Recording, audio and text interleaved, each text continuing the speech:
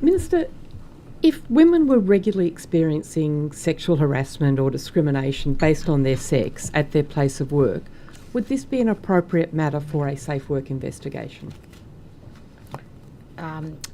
Without getting into the details, because I know that in terms of particular matters, I know that there's kind of a rule around the privacy, but of course the SafeWork inspectors will get a request for service and they'll make an assessment, but I'm happy to refer you to the Commissioner with respect to an operational matter. Further questions in the afternoon. No, it's if these same women were regularly experiencing discrimination on the basis of their race at their place of work, would that be an appropriate matter for a SafeWork investigation? Are you referring to the Sydney University matter? I will come to that, but I'm referring to the general principle. Don't pepper me with questions. This is a very serious matter.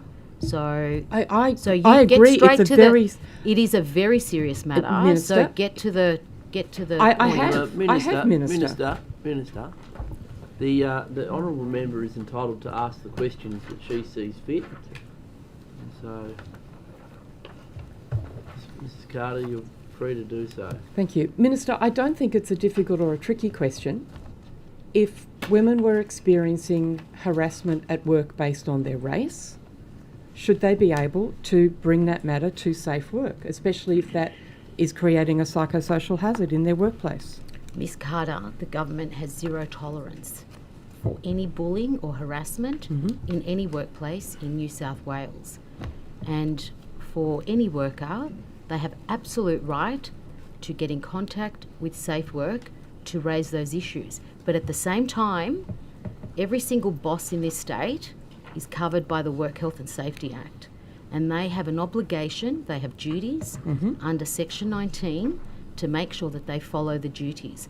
We as a regulator regulate, and we will do what we have to do and work in whether we have to issue penalties, whether we go to court, but those are operational matters that the Commissioner can ventilate further. I do not tolerate. There is no tolerance for bullying or harassment in the workplace. So you would not support the proposal from SafeWork New South Wales that psychosocial hazards created by racial discrimination will not be investigated by them, but referred instead to the Australian Human Rights Commission. Is that the case, Minister? My understanding, and I want to be absolutely correct, I understand that this matter has been investigated. Minister, with respect, we're talking about matters flowing from that investigation at the University of Sydney. And one of the matters flowing from that is that there has been a recommendation in an inspector's practice note that psychosocial hazards created by racial discrimination will not be investigated by SafeWork, but rather referred to the Australian Human Rights Commission. Do you agree with that proposal? No, Ms. Carter, I know what you're referring to, and there is absolutely no tolerance for bullying and harassment in the workplace. I understand where you're getting to, and with respect to the operational matters, there is a process, and I'll refer you to that. As a matter of policy, Minister, do you believe that racial discrimination that creates a psychosocial hazard should be treated differently than sexual discrimination that creates a psychosocial hazard? When you're talking about racial discrimination, let me take you back to the amendments that you're putting up that are going to impact workers with respect to workers' compensation. I'm asking you not about what the law might be, but I know about what you're the trying law to do is here. now. This is a very, very serious matter. I agree. That you have brought to the committee, and I take this very, very seriously. And there is no Minister, place... I would appreciate a serious answer to the important question I have asked you. The regulator, I will refer you to the regulator with respect to the operational matter and the decision-making that they got to. With respect to a policy matter, nobody should be discriminated in the workplace for race, sex or other matters. Absolutely not. However, the workplace has a responsibility to keep workers safe. It is the boss's responsibility to keep workers safe in the workplace, It is the regulator to make sure that that is happening. Now, the workers have gone to SafeWork and they've put forward a request for service. Can I ask you a question about that? I entirely agree. It is the boss's responsibility to keep Absolutely. workers safe. And so therefore, should workers who feel that they are unsafe because their bosses have not made a safe place of work, should workers who feel they are unsafe because of repeated and consistent acts of, as in the example of the University of Sydney, 11 months daily experience of anti-Semitism, should those workers have a right, if that happened today, to go to SafeWork New South Wales? Ms Carter, the government and all of us agree there is zero tolerance for anti-Semitism. Absolutely zero tolerance. Now, I understand that this matter has been brought forward to SafeWork, and there has been work that has been done between SafeWork and the University of Sydney. With respect to the specifics, I'll refer you to the Commissioner. Minister, are you aware of the Inspector's practice note flowing from that investigation at the University of Sydney, which seeks a change of policy that psychosocial hazards created by racial discrimination go to the Australian Human Rights Commission rather than SafeWork? Do you agree with that policy? Ms Carter, I will take my advice from the Commissioner and I refer you to the Commissioner. Ms Scorer, can you please assist? Do you agree that psychosocial hazards created by racial discrimination should be treated differently to psychosocial hazards created by sexual discrimination? I would say that all harms that relate to psychosocial injury should be assessed by SafeWork. So whether that, as you're pointing out, whether that's sexual harassment, racial, etc. What I would say in terms of the file note, these are contemporaneous notes that our inspectors take at the time. Excuse me, we're not talking about the workbook, we're not talking about the file note, we're talking about an inspector's practice note, we're talking about a request to change policy. And I would just really like a really clear answer. A racial discrimination complaint made today, does that go and is that investigated by SafeWork or is it flicked off to the Human Rights Commission? That would be investigated by SafeWork. So it will be investigated. So Absolutely. a point of order has been taken by Ms Saval. Ms Saval, Just point of order. In relation to this line of questioning, as Mrs Carter's identified, the line of questioning is in relation to a potential or hypothetical change in government policy. That being the case, the questions should either be to the Minister or, perhaps reframed so that they fall within the ambit of the Procedural Fairness Resolution, paragraph 10, which requires that public servants be not asked to express opinions on a matter of public policy. I'm not going to uphold the point of order because I don't think it was a hypothetical. I think Mrs Carter was referring to a practice note that sought a change. I'm relying on her Exactly. integrity there. That is actually what has happened, and she did put the question both to the Minister and was referred to the Commissioner. So I don't think it was a hypothetical, so I don't uphold the point of order. Thank you. Minister, with respect to the Inspector's report of the events that occurred at the University of Sydney, that Inspector is reported as requesting a full investigation and with the likelihood that criminal matters may lie as the result of a further investigation. The independent decision-making panel, however, is reported as having declined to accept that recommendation without giving reasons. Have you implemented the changes recommended by the McDougall review in respect of independent decision-making panels? Ms Carter, with respect to the IDMP, and I know that in opposition, when I was the Shadow Minister, I had grave concerns about the IDMP. You've got to remember that the SafeWork is a standalone regulator now. Lots of changes have been made.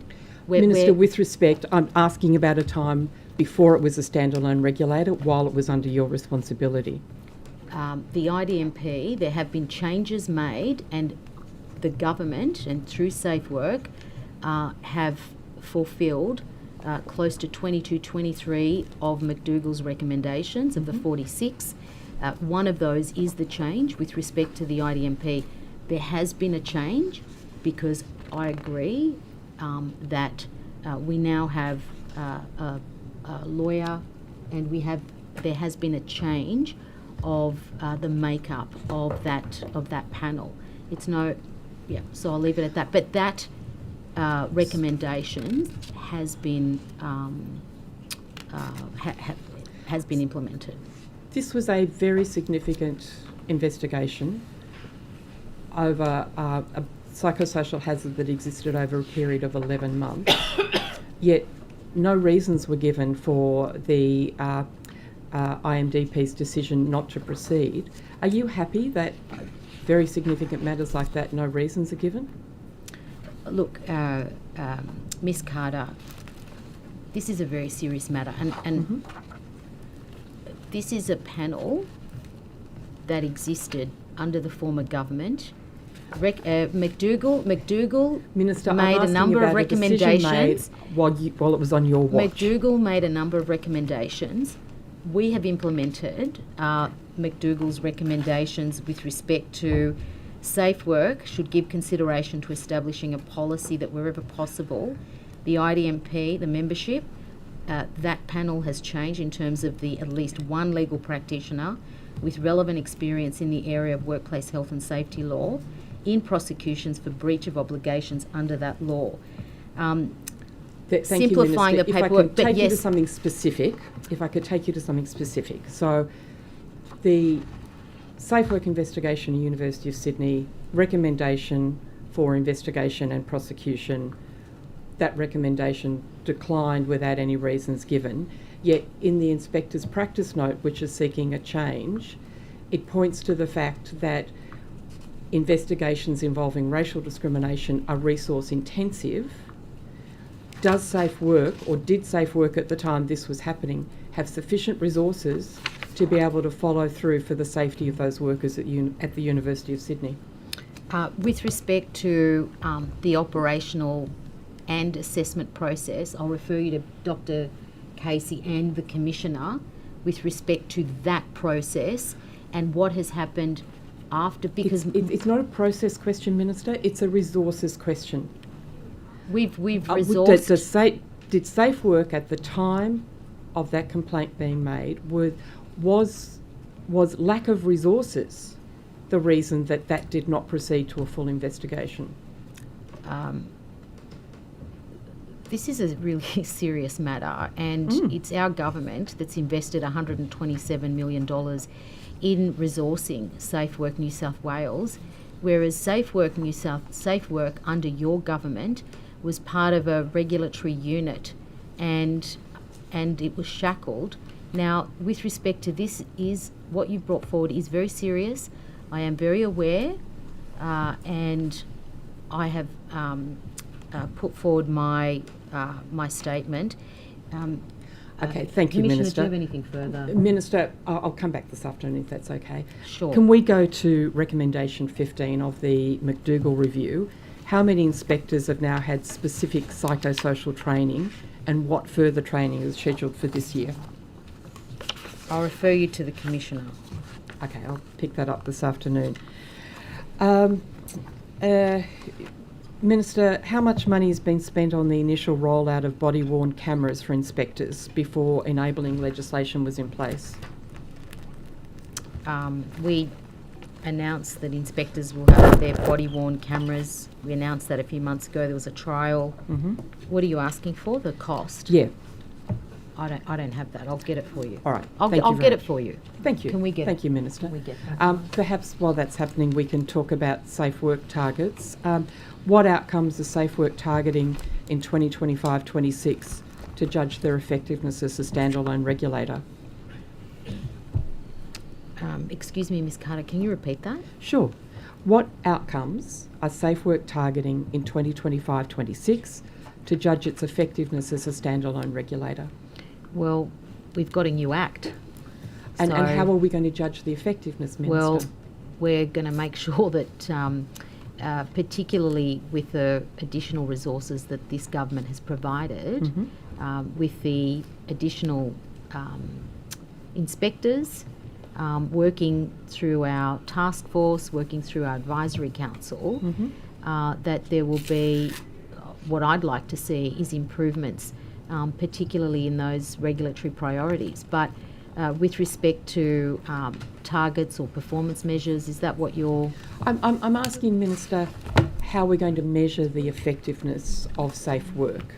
For example, what measurements have been taken since 1st of July so that we can get some early indication of how safe work is functioning as a standalone regulator?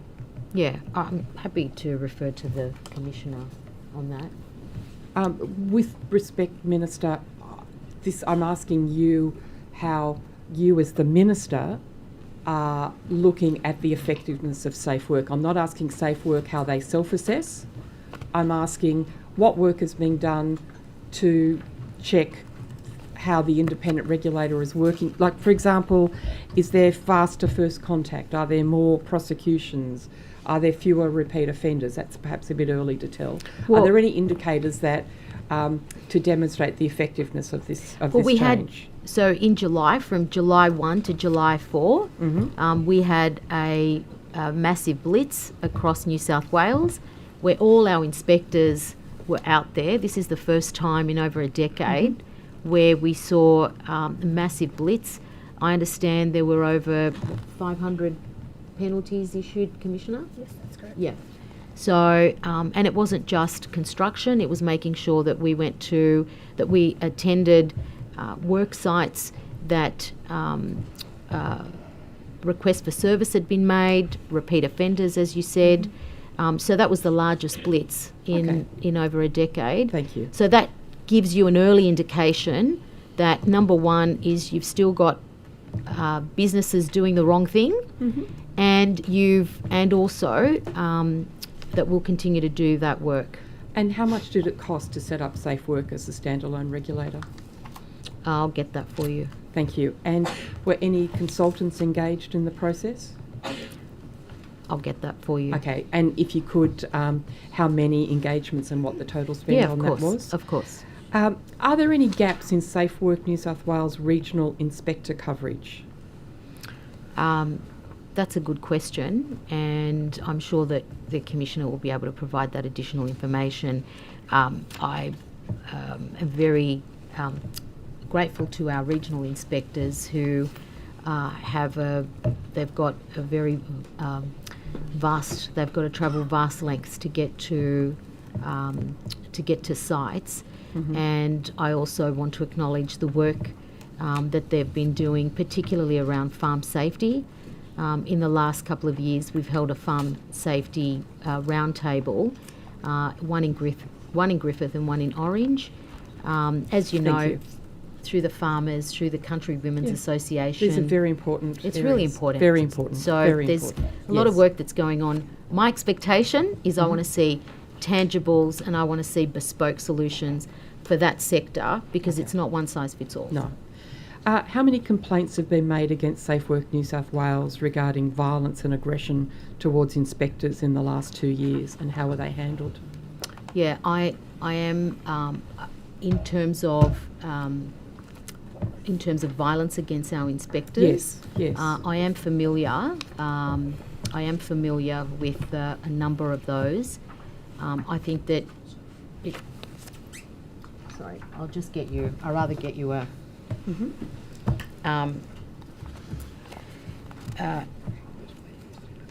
The Commissioner will be able to provide you with that additional information, but any violence or aggressive behaviour against safe work inspectors, of course, Ms Carter, is not tolerated.